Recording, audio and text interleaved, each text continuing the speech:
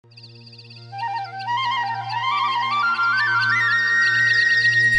Globule Radio, la radio des petits asticots. On se retrouve pour la suite de notre interview avec Karine. Est-ce que vous pouvez nous parler de votre plus belle rencontre ?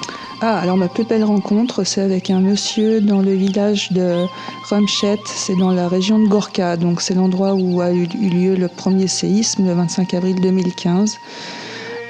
C'est un village complètement en dehors des sentiers de trek.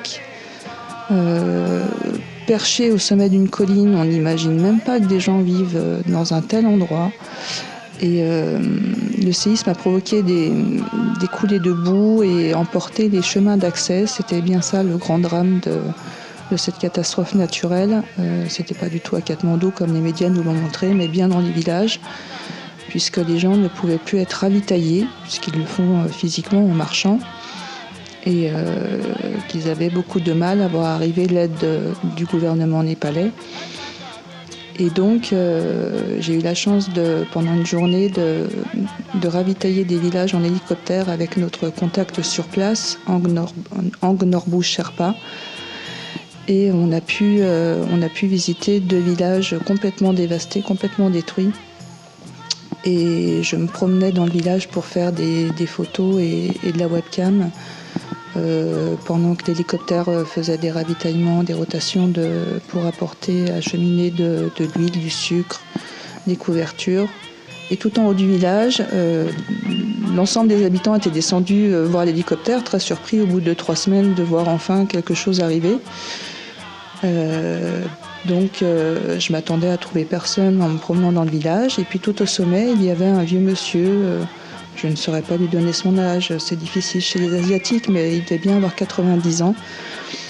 Et trop faible, trop désemparé, je dirais, pour aller voir quel était cet hélicoptère qui débarquait dans son village. Et il donnait paisiblement des grains de maïs à picorer à ces petites poules, aux petits poussins qui venaient de naître, alors que lui-même avait plus rien, plus aucun abri pour lui. Et c'est ça ma plus belle rencontre. Là, on n'a pas eu besoin de parler anglais ou népalais ou français, c'était uniquement dans le regard. Quelle est la partie qui vous intéresse le plus dans votre travail ? La découverte des autres. Finalement, c'est ça qui est intéressant, c'est de se rendre compte qu'on a tous les mêmes besoins et tous les mêmes envies, et dans une culture, une richesse culturelle différente. Et c'est ça qui est beau quand on voyage et quand on essaye d'aider les autres, c'est de partager cette richesse et ce potentiel humain commun. Avez-vous déjà vécu une mauvaise expérience dans ce domaine ? Ah oui, beaucoup de commentaires inappropriés, de critiques qui n'ont pas lieu d'être. Mais ça aussi, c'est propre à l'espèce humaine. Donc on fait avec. Ça ne nous empêche pas d'agir. Et de votre plus beau souvenir ? Alors, le plus beau souvenir, c'est un voyage au Népal en 2016, c'est-à-dire 18 mois après la catastrophe naturelle. J'y suis retournée avec Camille, justement, ma fille de 10 ans. Je voulais qu'elle voie un autre pays. Et on a eu l'occasion d'aller visiter des structures que l'on a pu construire avec l'argent de Solidarité Mont Blanc Népal 2015. Et de voir concrètement des gens profiter et souffler dans des bâtiments neufs, dormir sereinement, parce qu'évidemment on a fait en sorte que lors d'un prochain tremblement de terre, cela ne s'écroule pas sur eux.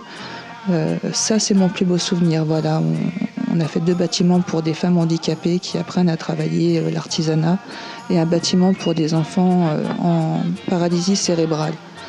Donc ces enfants-là, c'était une très chouette rencontre, voilà, de savoir qu'ils dorment au chaud et que des gens ont financé tout ça à 7000 km. Merci beaucoup pour nous avoir consacré votre temps. À très bientôt, j'espère.